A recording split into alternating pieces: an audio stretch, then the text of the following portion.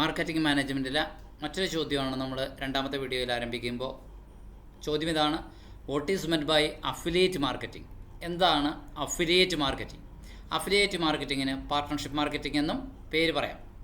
Affiliate marketing എന്നുകൊണ്ട് ഉദ്ദേശിക്കുന്ന മറ്റൊന്നുമല്ല, ഒരു കമ്പനിയുടെ പെർഫോമൻസ് തീർച്ചയായിട്ടും മറ്റൊരു കമ്പനിയുടെ സഹായത്തോടുകൂടി അവരുമായിട്ട് കണക്റ്റഡ് ആയിട്ട് അവരുടെ പ്രൊമോഷൻ അങ്ങനെയുള്ള കാര്യങ്ങൾ ചെയ്യുന്നു. അതിന് ഒരു കമ്മീഷൻ ഏൺ ചെയ്തുകൊണ്ടാണ് മറ്റൊരു കമ്പനി ഈ കമ്പനിക്ക് വേണ്ടി ചെയ്യുന്നത്. പെർഫോമൻസിനനുസരിച്ചാണ് കമ്മീഷൻ. അതായത് affiliate marketing is a performance based marketing where affiliates earn commission. നമ്മുടെ കമ്പനിയുമായിട്ട് അഫിലിയേറ്റ് ചെയ്തിരിക്കുന്ന മറ്റു സ്ഥാപനങ്ങൾ അവർ കമ്മീഷൻ നേടുന്നു by promoting products or services of our company. നമ്മുടെ കമ്പനിയുടെ പ്രോഡക്റ്റും സർവീസും പ്രൊമോട്ട് ചെയ്യാൻ വേണ്ടി അവർ ശ്രമിക്കുന്നു. എത്ര കച്ചവടം ഉണ്ടാകുന്നു അതിനനുസരിച്ച്, അവരിലൂടെ എത്ര ബിസിനസ് നമുക്ക് ലഭിക്കുന്നു അതിനനുസരിച്ച് അവർക്ക് കമ്മീഷൻ കൊടുക്കുന്നു. The website owner will place the advertisements on this website. Website owner അവരുടെ പരസ്യങ്ങൾ ഈ വെബ്സൈറ്റിൽ പ്രസിദ്ധീകരിക്കും. ടു ഹെൽപ്പ് ദി മാർക്കറ്റിങ്ങിനെ സഹായിക്കാൻ വേണ്ടിയിട്ടാണ് ഇങ്ങനെ ചെയ്യുന്നത്. It is a profit sharing venture. അതൊരു പ്രോഫിറ്റ് ഷെയറിംഗ് വെഞ്ചറാണ് between a website owner and an marketing firm. ഒരു വെബ്സൈറ്റ് ഓണറും ഒരു മാർക്കറ്റിംഗ് ഫേമും തമ്മിൽ ഉള്ള ഒരു ടൈപ്പ്, കൊളാബറേഷൻ അങ്ങനെ ഉണ്ടാക്കുന്ന ഒരു വെഞ്ചറാണ് ഇത്. അഫിലിയേറ്റ് മാർക്കറ്റിംഗ് അപ്രകാരമാണ് നടക്കുന്നത്. Example Amazon.com. ആമസോണിൻ്റെ വെബ്സൈറ്റിലൂടെ ഒത്തിരി പ്രോഡക്റ്റുകൾ വിറ്റഴിക്കപ്പെടുന്നുണ്ട്. തീർച്ചയായിട്ടും വിറ്റഴിക്കപ്പെടുന്ന പ്രോഡക്റ്റുകളുടെ വോളിയം അനുസരിച്ചിട്ട് അതിൻ്റെ ഒരു കമ്മീഷൻ ആമസോണിന് ലഭിക്കും. ഇനി what is meant by SEM? അതായത് സെർച്ച് എഞ്ചിൻ മാർക്കറ്റിങ്ങിനെയാണ് SEM എന്നുകൊണ്ട് ഉദ്ദേശിക്കുന്നത്. Which involves promoting websites by increasing their visibility in search engine results. ആളുകൾ ഗൂഗിള്, യാഹു എന്നിങ്ങനെയുള്ള സെർച്ച് എഞ്ചിനുകളിൽ സെർച്ച് ചെയ്യുന്നതിൻ്റെ റിസൾട്ടിൻ്റെ നമ്മുടെ വിസിബിലിറ്റി വർദ്ധിപ്പിക്കുക എന്നതാണ് ഉദ്ദേശിക്കുന്നത്. Result pages through paid advertising and optimisation. എങ്ങനെയാണ് ഈ റിസൾട്ട് പേജസിൻ്റെ എണ്ണം, വിസിബിലിറ്റി കൂട്ടുക എന്ന് ചോദിച്ചാൽ പെയ്ഡ് അഡ്വർടൈസിങ്ങിലൂടെയും അതുപോലെ തന്നെ ഒപ്റ്റിമൈസേഷനിലൂടെയുമാണ് ഇത് സാധ്യമാക്കുന്നത്. അപ്പോൾ ഇങ്ങനെ സെർച്ച് എഞ്ചിൻ മാർക്കറ്റിംഗ് എന്ന പുതിയൊരു ട്രെൻഡ് ഈ അടുത്ത കാലത്തായിട്ട് മാർക്കറ്റിങ്ങിൽ വന്ന് ഭവിച്ചിട്ടുണ്ട്. കമ്പനീസ് ആദ്യം രജിസ്റ്റർ ചെയ്യണം ആ കമ്പനികളുടെ പേരുകൾ ഈ സെർച്ച് എഞ്ചിനുകളുടെ കൂട്ടത്തിൽ. എന്തിനാണ്? In order to increase their visibility, അവരുടെ കമ്പനിയുടെ വിസിബിലിറ്റി വർദ്ധിപ്പിക്കാൻ വേണ്ടിയിട്ട്. In the search engine result pages, search എഞ്ചിൻ്റെ റിസൾട്ട് പേജസിലാണ് അത് വിസിബിലിറ്റി കൂടുക. അപ്പോൾ സെർച്ച് എഞ്ചിൻ മാർക്കറ്റിംഗ് എന്നത് SEM എന്നത് ഒരു പുതിയ മാർക്കറ്റിംഗ് ട്രെൻഡാണ്, അല്ലെങ്കിൽ മാർക്കറ്റിംഗ് റീസെൻറ്റ് ഡെവലപ്മെൻ്റ് ആണ് എന്ന് വേണമെങ്കിൽ പറയാം. മറ്റൊരു ചോദ്യം: ഗ്രീൻ മാർക്കറ്റിംഗ് എന്താണ്? Green marketing focuses on promoting products or services that are എൻവയോൺമെൻ്റലി ഫ്രണ്ട്ലി ഓർ സസ്റ്റൈനബിൾ. പരിസ്ഥിതി സൗഹൃദവും സുസ്ഥിരതയുള്ളതുമായ ഉൽപ്പന്നങ്ങളോ സേവനങ്ങളോ ലക്ഷ്യം വെച്ചുകൊണ്ടുള്ള മാർക്കറ്റിംഗ് പ്രവർത്തനങ്ങളെയാണ് ഗ്രീൻ മാർക്കറ്റിംഗ് എന്നതുകൊണ്ട് ഉദ്ദേശിക്കുന്നത്.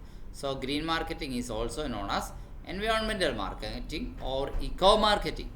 ഗ്രീൻ മാർക്കറ്റിങ്ങിനെ എൻവയോൺമെൻറ്റൽ മാർക്കറ്റിംഗ് എന്നും ഇക്കോ മാർക്കറ്റിംഗ് എന്നും ഒക്കെ മറ്റൊരു പേരുകൂടെ പറയാറുണ്ട്. Green marketing is usually adopted by firms that are dedicated to sustainable development and corporate social responsibility. പരിസ്ഥിതിയുടെ സുസ്ഥിര വികസനത്തിന് വേണ്ടി സ്വയം സമർപ്പിച്ചിരിക്കുന്ന സ്ഥാപനങ്ങളും അതുപോലെ തന്നെ കോർപ്പറേറ്റ് സാമൂഹിക ഉത്തരവാദിത്തം നിറവേറ്റാൻ പ്രതിജ്ഞാബദ്ധരായ ചില കമ്പനികളുമാണ് ഈ ഗ്രീൻ മാർക്കറ്റിംഗ് പോലുള്ള പദ്ധതികളുമായി മുന്നോട്ട് വരുന്നത്. അപ്പോൾ ഗ്രീൻ മാർക്കറ്റിംഗ് എന്നത് അവരുടെ ഫോക്കസ് ഇക്കോ ഫ്രണ്ട്ലി പ്രോഡക്റ്റുകളും സർവീസുകളും അല്ലെങ്കിൽ സസ്റ്റൈനബിൾ പ്രോഡക്റ്റുകളും സർവീസുകളും പ്രൊമോട്ട് ചെയ്യുന്ന കാര്യത്തിലേക്കാണ് ഫോക്കസ് ചെയ്യുന്നത്. ഇതാണ് മേജറായിട്ട് പറയേണ്ട പോയിൻ്റ്. അതായത് marketing environmental friendly or eco friendly products and services, that is what is meant by green marketing. Green marketing adopt ചെയ്യുന്ന സ്ഥാപനങ്ങൾ മിക്കപ്പോഴും സസ്റ്റൈനബിൾ ഡെവലപ്മെൻറ്റിന് വേണ്ടിയിട്ടും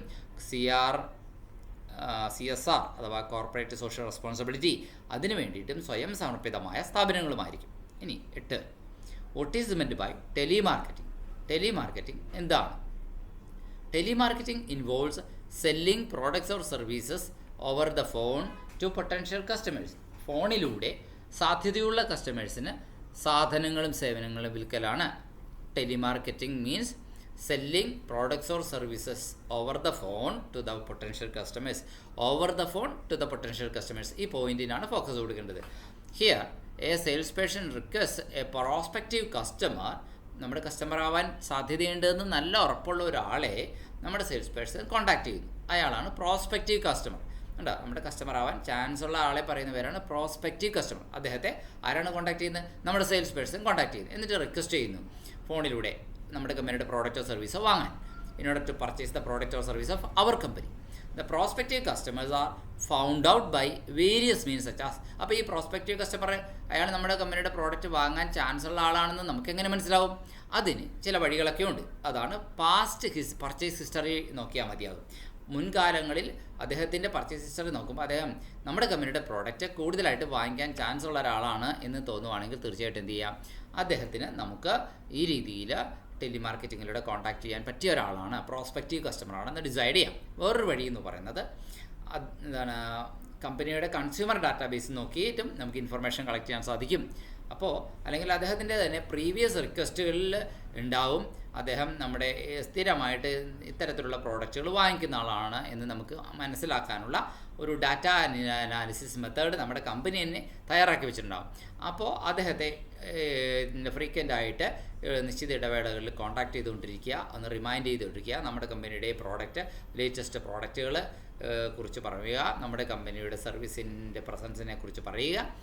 ഇത് ടെലിമാർക്കറ്റിംഗ് ടെക്നിക്കാണ്. 3 തരം ടെലിമാർക്കറ്റിംഗ് ടെക്നിക്ക് പറയുന്നു: inbound telemarketing, outbound telemarketing and automated telemarketing. 3 തരം telemarketing ടെക്നിക്കുകളാണ് പൊതുവെ പറഞ്ഞു വരുന്നത്. ഇൻബൗണ്ട് അകത്തേക്കുള്ളത്, ഔട്ട്ബൗണ്ട് പുറത്തേക്കുള്ളത്, ഓട്ടോമേറ്റഡ് ടെലിമാർക്കറ്റിംഗ്. ഓക്കെ, ഇനി 9ാമത്തേത് advertisement by automated telemarketing. Automated telemarketing എന്താണ്? മറ്റൊന്നുമല്ല, റോബോ കോളുകൾ ഉപയോഗിച്ചിട്ട് പൊട്ടൻഷ്യൽ കസ്റ്റമേഴ്സിനെ വിളിക്കുക. ലൈവ് ഏജൻ്റ് അല്ല അവിടെ. അതായത് പ്രീ റെക്കോർഡഡ് കോള് അല്ലെങ്കിൽ പ്രീ റെക്കോർഡഡ് മെസ്സേജാണ് ഉപയോഗിച്ചിട്ടാണ് നമ്മുടെ പ്രോസ്പെക്റ്റീവ് കസ്റ്റമറെ കോൺടാക്ട് ചെയ്യാൻ ശ്രമിക്കുന്നത്. ഇന്നത്തെ കാലത്ത് കമ്പനികൾ IVR, interactive voice response system, ആ ടെക്നോളജി ഉപയോഗിച്ചിട്ട് ടെലിമാർക്കറ്റിംഗിന് വേണ്ടി വളരെയധികം ആയിട്ട് അത് ഉപയോഗിച്ച് വരുന്നുണ്ട്. IVR technology, interactive voice response. അപ്പോൾ ഒരു ലൈവ് ഏജൻറ്റ്, ഒരു ലൈവ് ഹ്യൂമൻ ബീയിങ്ങിൻ്റെ ആവശ്യമില്ല. പ്രീ റെക്കോർഡഡ് കോളുകൾ ഓട്ടോമാറ്റിക്കായിട്ട് നമ്മുടെ പ്രോസ്പെക്റ്റീവ് കസ്റ്റമേഴ്സിലേക്ക് പൊക്കോളും. തീർച്ചയായിട്ടും അത് നാച്ചുറലായ ഒരു പ്രോസസ്സാണ്. 10ാമത്തെ question, what is meant by viral marketing? Viral marketing എന്താണ്? സോ വൈറൽ മാർക്കറ്റിംഗ് എന്ന് പറഞ്ഞു കഴിഞ്ഞാൽ തീർച്ചയായിട്ടും നമുക്ക് വൈറൽ എന്ന വാക്കിൻ്റെ ആശയം അറിയാം. Viral marketing means encouraging people to share content or product with others. ഒരു നമ്മുടെ കമ്പനിയെ പ്രോഡക്റ്റിനെയോ സർവീസിനെ പ്രൊമോട്ട് ചെയ്യുന്ന ഒരു കണ്ടൻറ്റ് ഷെയർ ചെയ്യാൻ വേണ്ടിയിട്ട് പല ആൾക്കാരോടും നമ്മൾ പ്രോത്സാഹിപ്പിക്കുന്ന ഒരു കാര്യമാണ് വൈറൽ മാർക്കറ്റിംഗ് എന്ന് പറയുന്നത്. ഇത് തീർച്ചയായിട്ടും നമ്മുടെ കമ്പനിയുടെ പ്രോഡക്റ്റിനെയും സർവീസിനെയും കുറിച്ചുള്ള പരസ്യങ്ങൾക്ക് കൂടുതൽ വിസിബിലിറ്റി കിട്ടും. അതുപോലെ തന്നെ റാപ്പിഡായിട്ട് അത് സ്പ്രെഡ് ചെയ്യുകയും ചെയ്യും.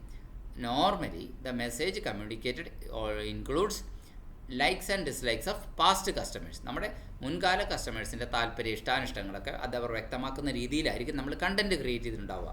തീർച്ചയായിട്ടും അതിൻ്റെ ഉദ്ദേശം മറ്റൊന്നുമല്ല. ഈ വൈറൽ മാർക്കറ്റിങ്ങിൻ്റെ ഉദ്ദേശം എന്ന് പറയുന്നത് നമ്മുടെ പ്രോഡക്റ്റിൻ്റെ ഗുണമേന്മയെക്കുറിച്ച് അവയർനെസ് കൊടുക്കുക, നമ്മുടെ സർവീസിൻ്റെ പ്രത്യേകതകളെക്കുറിച്ച് അവയർനെസ് കൊടുക്കുക. ആർക്ക്?